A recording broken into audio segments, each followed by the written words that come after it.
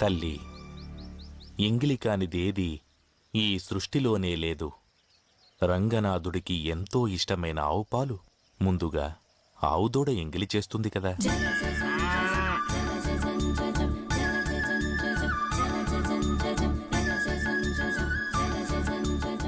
పంచామృతాలలో ఒకటైన తేనెను తేనెటీగలు ఎంగిలి చేస్తాయి కదా.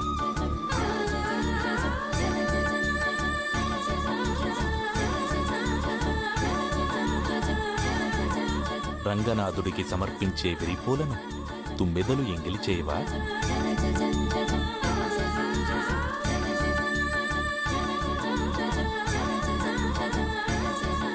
చివరికి శ్రీవారికి ఎంతో మడితో అభిషేకించే కావేరీ జలాలను చేపలు, ఇతర జలచరాలు ఎంగిలి చేయకుండా ఉంటాయా చెప్పు?